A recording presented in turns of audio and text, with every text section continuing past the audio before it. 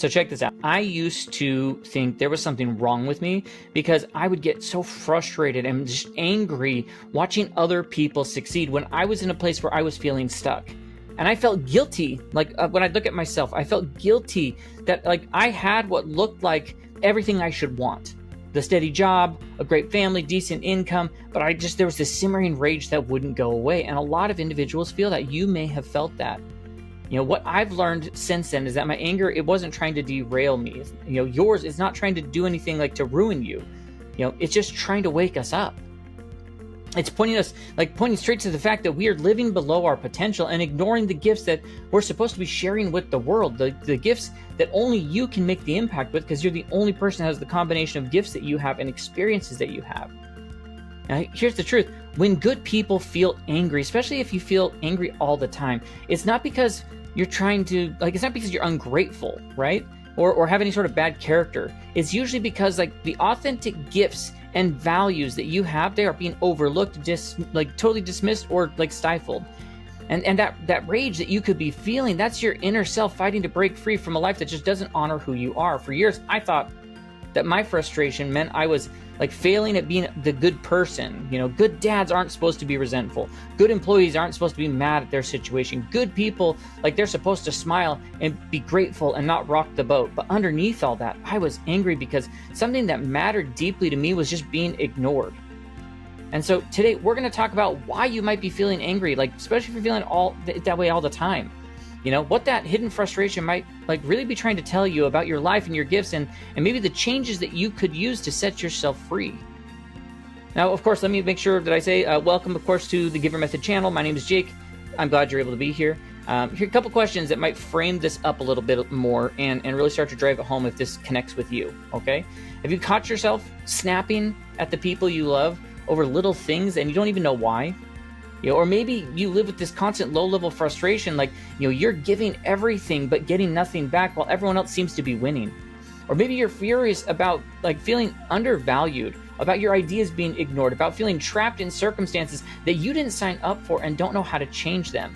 If any of that hits home to you, gosh, let me just tell you, there's nothing wrong with you. You're not a bad person, you're not ungrateful, and you're definitely not failing, trust me. You're just experiencing what a lot of people call this suppressed rage toward, based off of your authenticity, where your anger is actually your authentic self trying to fight its way into the situations that don't honor your gifts and values. It's trying really hard, and that's why it's such a strong emotion. Maybe you're a parent who feels yourself snapping at kids or boiling over when your sacrifices go unnoticed, or stewing in frustration when nobody listens to your needs. Maybe you're an entrepreneur who can't stand watching competitors succeed with half the effort while clients question your expertise and the pressure to perform never stops. Or maybe you're an employee feeling stuck, angry every day about being maybe overlooked or undervalued or boxed into a role that ignores your true capabilities. What I've discovered, your anger, that thing that you're feeling, isn't proof of any sort of failure. It's proof something deeply important is being ignored. And so let's unpack that today. Of course, like I said, my name is Jake Talbert. I'm the founder. I'm the author of this book called The Giver Method. Everything we're talking about today, it's going to be grounded in this thing. Now, I highly recommend you get yourself a copy. I put a link down in the description where you can go get it on Amazon. It's an Amazon bestseller. It sold thousands of copies, tons of 5-star reviews. Right now, you can get it for as little as $2. I recommend that you go either pause the video, go click the link and go get it, or pause the video, open up your Amazon app and go look up The Giver Method by Jake Talbert. Get yourself a copy. It is designed specifically for people like you, parents, entrepreneurs, people who are working away, who want to create more impact, influence, and value in their lives. They want to have a happier life, live a more fulfilled life, bring more joy and delight. They want to discover their gifts and superpowers so they can go and do more with that. Everything in here is meant for people like you because I've walked a similar path to you. I'm a parent. I've got 3 boys. I'm an entrepreneur, and I've worked in those large corporate, environments in the sea of cubicles as far as the eye can see. So I know what it's like to be you. So when I wrote the book and the exercise, the action items, I wrote them with people like you in mind. You don't have to burn everything down or go move to a cabin in the woods to make the impact you want to make and start making changes. There's simple practices you can do. So once again, down in the description, go get a copy. Trust me, you'll be worth it. It'll be some of the best money, the best $2 you could invest in yourself this year. All right? So let's keep going. I know for a fact, years I've spent wrestling with my own anger, my own frustration. Something I dealt with very, very badly. Like I was not great with this. I finally learned that these emotions, they're not the character flaws that I thought they were. They were actually signals, and they were data pointing me towards changes I needed to make and the gifts that I needed to stop hiding. Now, here's the beautiful truth. Like, once you learn to decode your anger's messages, instead of stuffing it down or exploding, you can turn like one of the most destructive emotions into one of your greatest sources of fuel for growth, for the alignment that you want and for creating impact that actually matters to you. And that's what we're going to talk about today. Okay, this anger, like intelligence system that you can do. So there's going to be 6 different areas we're going to focus on that help busy parents, entrepreneurs, and employees like you understand what the frustration is trying to say, how to channel that into like positive and life-changing action. Now, there's tons of data out there. Like, I love looking up all sorts of research as I do my videos, as I wrote the book. Like, there's tons of data out there that shows that when people learn to translate anger into value-driven action instead of suppressing it or maybe letting it explode, you cut chronic frustration by 78%. They show almost 90% higher performance in areas tied to their authentic gifts. Yet most people, they just waste the energy either feeling guilty about their anger or fighting like with it, fighting it along the way with everything that they've got. And so I want that to change for you today. I want you to walk, I want to walk with you, through this step-by-step process, these strategies. It's going to shift that anger into action. Use frustration as fuel and make real-life changes based on your emotions. And once again, this isn't about like get rid of anger or forcing you to feel grateful for situations and dishonoring yourself. Like, you're not going to get rid of anger. And I don't want you to force yourself into performing as something that you're not. This is about realizing that the rage often means that you care too much to keep ignoring what matters, and learning how to use that like passionate energy constructively instead of destructively, which is what most anger goes towards. It is, of course, grounded in the GIVER method because at its core, anger is often the inner self begging to like let these gifts out, honor your values, and live in alignment. And so if you want to dive deeper into it, once again, you get a copy of the book on Amazon. You go to thegivermethod.com, find out more details about how we help people, some of our free resources, join our newsletter. Please go follow us on Facebook, TikTok, Instagram, LinkedIn under the handle The GIVER Method, of course. And then if you're ready for more personalized support, if you're tired of feeling this sort of way all the time, if you're looking for how you can break free and start to actually transform your life through the use of your gifts and superpowers, create more impact, influence, have better relationships, and just live a more fulfilled life. If that's you, if you're like, yeah, that sounds great, and I'd love to have someone helping me with that, then I opened up some one-on-one coaching positions. You can go check out the link down in the description and book a time, if it makes sense. And of course, if you run a podcast, have a team, a community, an event, a stage of some kind where this message could really serve your people, then I'd love to bring it to them in a very real, practical way. You'll see a link in the description for that as well. And then before we dive in, please hit subscribe, tap the bell for notifications so that you do not miss out on any of our future content. Like the video, and of course, leave your comments along the way of what's connecting with you. With that, let's dive in. Let's start decoding like your anger, like what it's trying to tell you so that you can finally stop fighting it and start using it as the fuel for the life that you're meant to live. So the first one is going to be like the first principal area that you need to focus on is like you have to learn to talk back to your anger. Like decoding what your frustration is really trying to tell you is going to be the most important part. Like it's the first step, right? The thing most people don't realize about their anger is it's not just raw emotion or proof that you lose control. It's a messaging system. Anger usually pops up when something that you care about is ignored, crossed, or dismissed. Maybe your idea gets shut down. Maybe your family time gets hijacked by work emails. Maybe your creativity feels trapped in a role that only rewards like playing it safe, and that flare of frustration, it's your authentic self throwing up the big flag saying, hey, this matters to me, pay attention to it. It just does it in really loud and bold ways typically. And that's why I like to think of anger less like a flaw and more like it's a translator. Happiness feels good, but it doesn't always tell you like what matters. Anger, it points right at the value, the boundary, or the gift that's being overlooked, the way that you're feeling like put off by that. If you can learn to translate it, it becomes one of the clearest ways to understand your authentic self and what you're actually needing in that moment. So here's a couple things I want you to try as a part of this. And like I said, you don't have to be perfect at any of these. Just give them a try. The next time you feel yourself getting anger, that frustration, or boiling over, instead of stuffing it down or blowing up, pause and run a quick like anger interview. Ask like, okay, hold on. What boundary, just like what got crossed? What's off? What value of mine isn't being honored? What gift am I not able to use right now? And don't overthink it. Like just jot down what comes to you.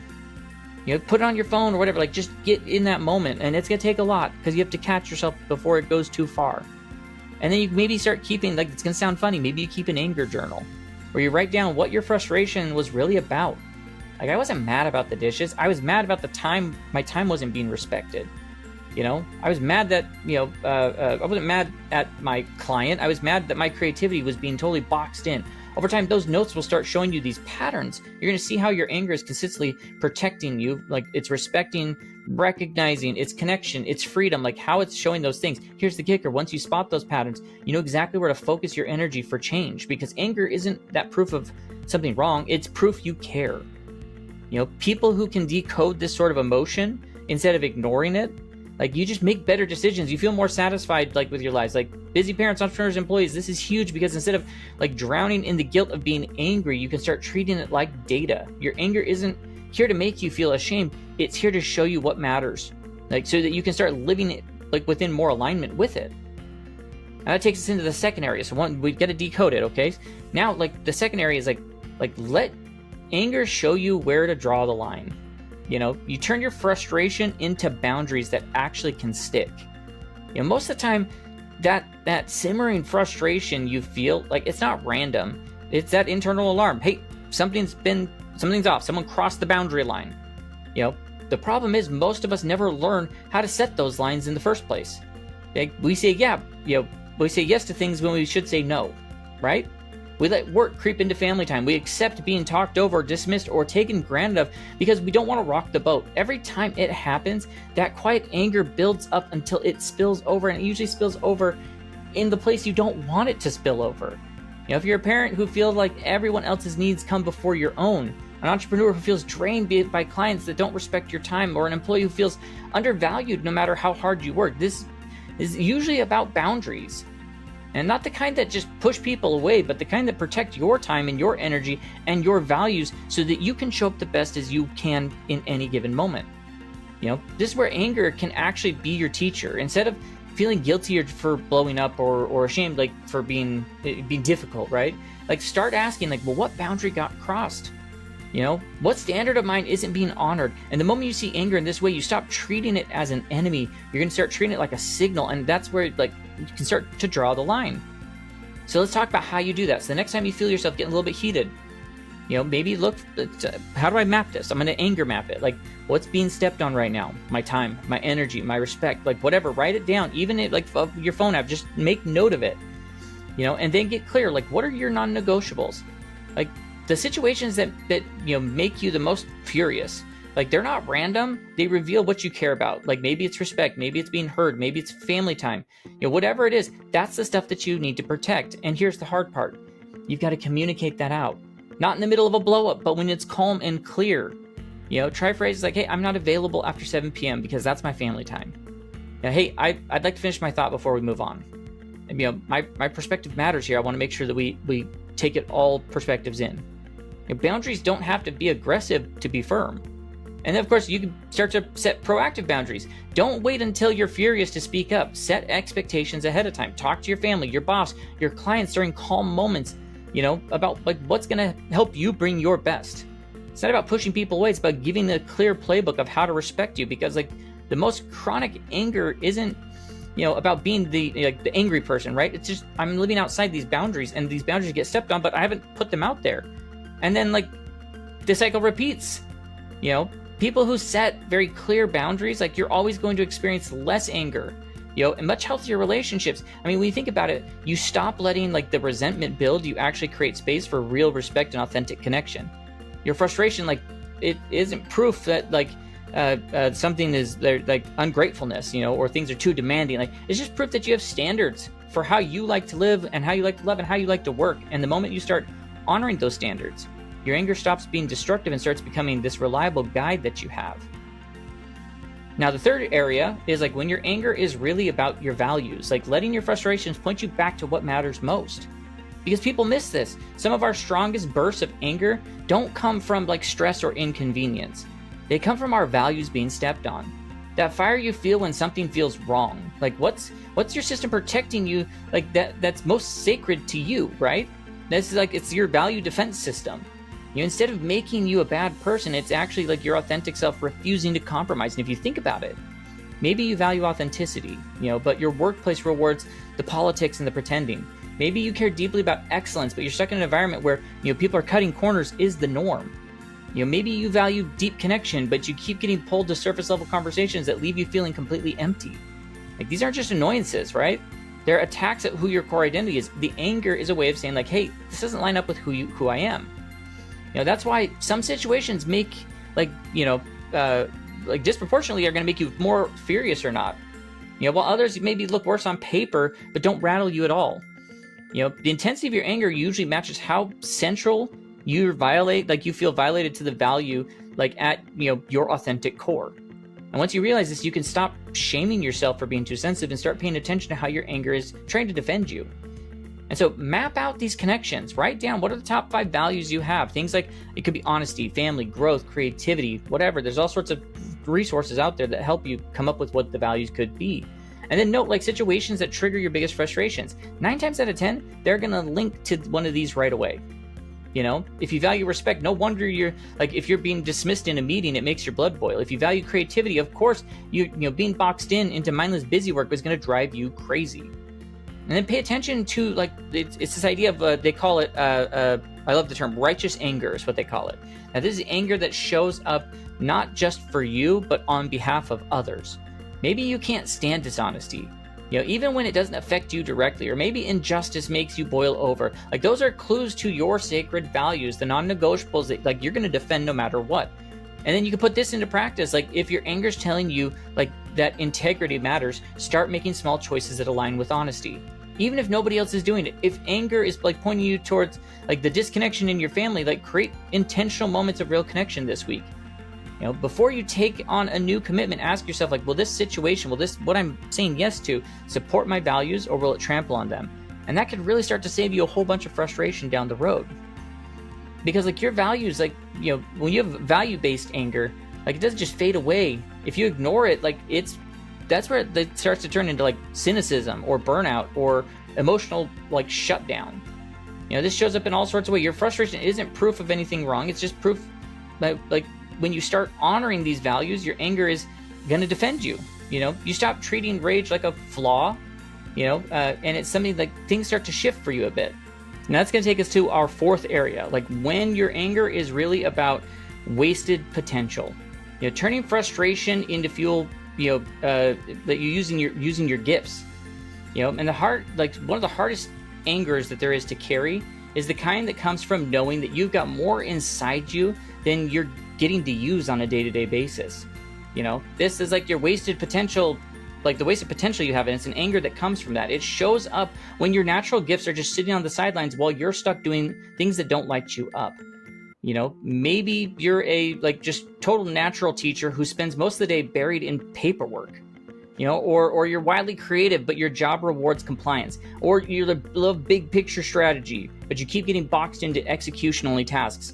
The constant frustration isn't random. It's yourself. It's your authentic self on the inside, banging on the door. Hey, we've got so much more to give, and I don't want to be ignored on this.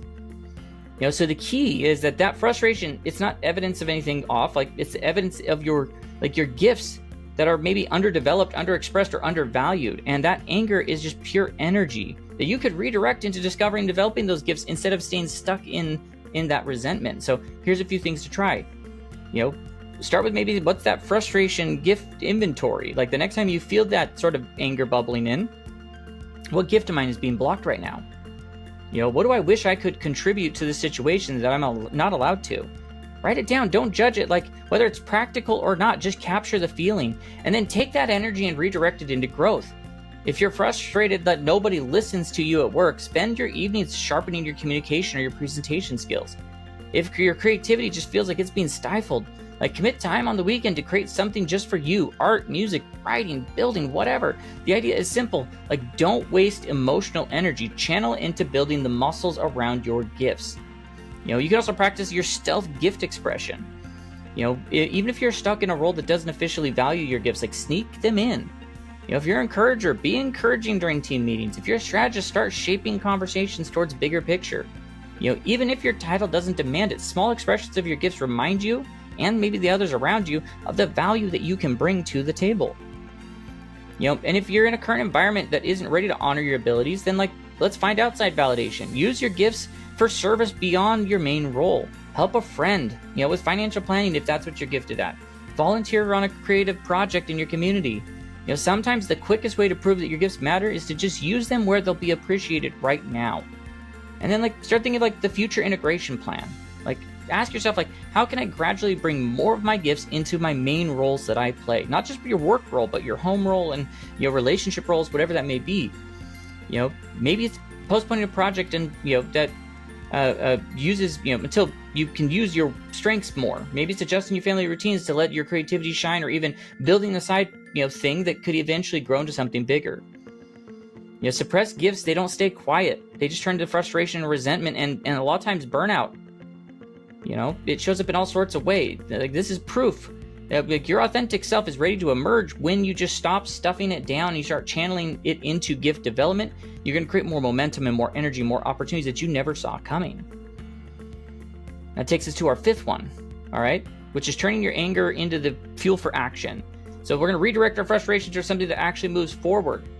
You know, anger is pure energy. We just talked about that.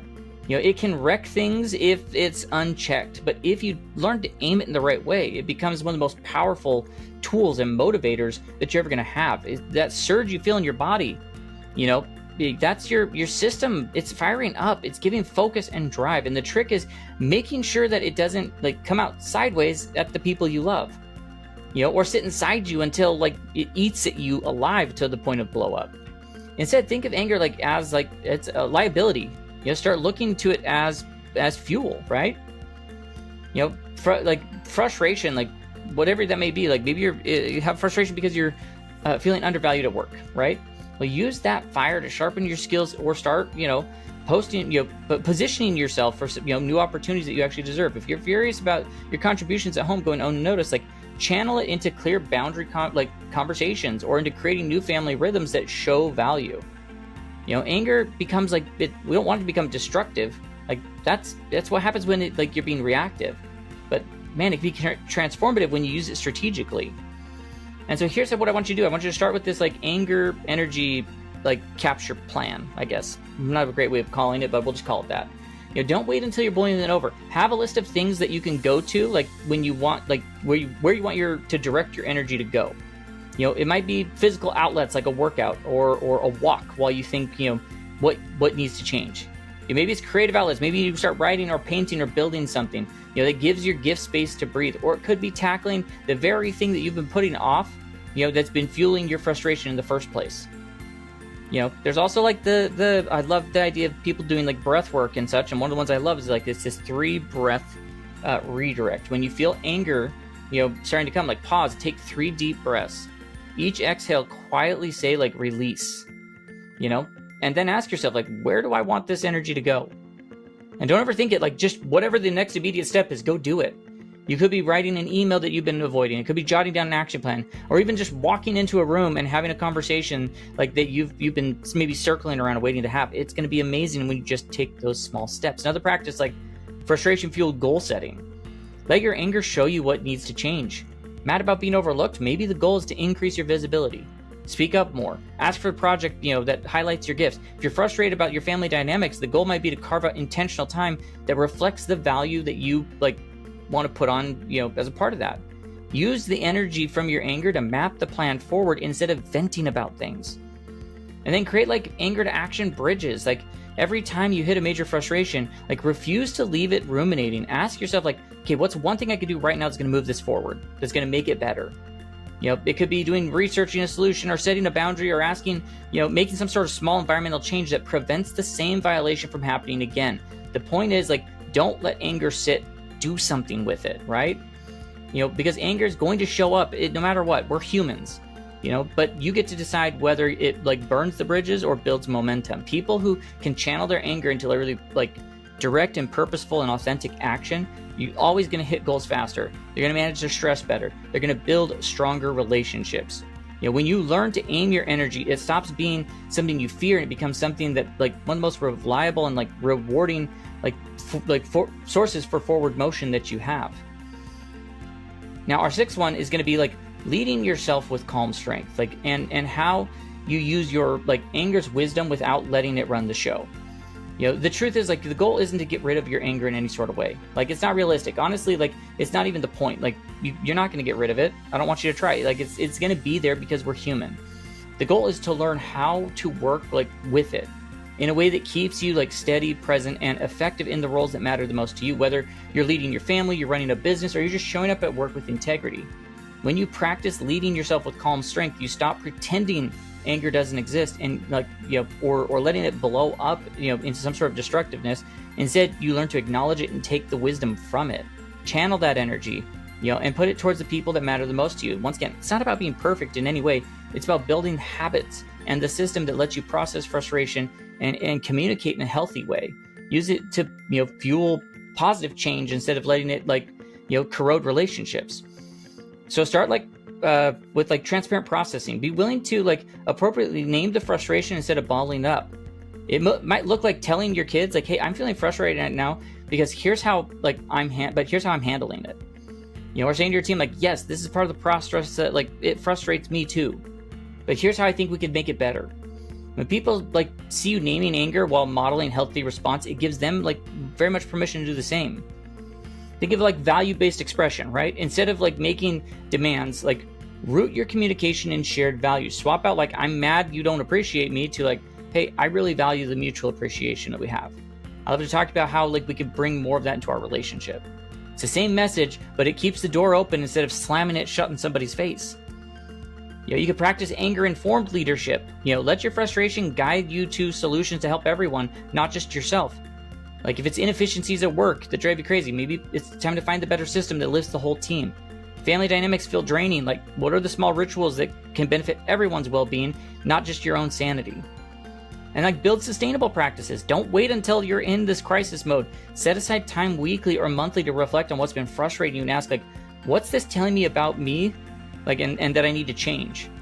You know, it could be daily outlets of, like, I need to journal more, I need to walk, I need to do breath work, whatever it is to keep me grounded before things pile up. You know, your anger isn't a disqualifier, it's a signal. Leaders who can own and channel their emotions to create trust, solve conflicts, like, more effectively, and model exactly the kind of resilience that families or teams or communities, like, that they need. I love there's this research out there that shows that leaders who process emotions constructively build, like, dramatically higher trust and better outcomes with the people that they're leading. You know, for you, that means, like, anger stops being a thing that makes you and starts being something that, you know, helps you sharpen your impact. You know, when you learn to lead, you know, yourself through calm, man, it, like, instead of feeling deeply, like, it's not a weakness, right? It's the thing that's going to help equip you to serve more or protect and to lead in ways that actually matter. And so here's what I want you to take away. That, like, simmering frustration you feel is not proof that anything's wrong, broken, you're ungrateful, or that you're failing. It's proof that you care so much, that you care deeply. You know, that you've got values that are worth protecting, and that your gifts that you have, like, they're fighting to be expressed. Everything we talked about today, different strategies and such, like, it's, you know, learning to translate the anger or rebuild these boundaries, you know, that are under attack, channel the frustration in these different ways. Like, they're the tools to turn some of your hardest moments into, like, some of the greatest sources of clarity and momentum. You just have to start by decoding the anger instead of stuffing it down, right? You start taking action on those insights, you know, setting the boundaries, expressing your gifts, living more in alignment. And you start feeling like you've got so much more power at that point. Start living with more purpose. You know, anger, like, it stops being the thing that makes you feel guilty and starts being the spark that helps you make the changes you've been putting off. Frustration, think of it as fuel. Rage becomes clarity. You can start to see, like, that, like, it was never about the fact that you're being angry, right?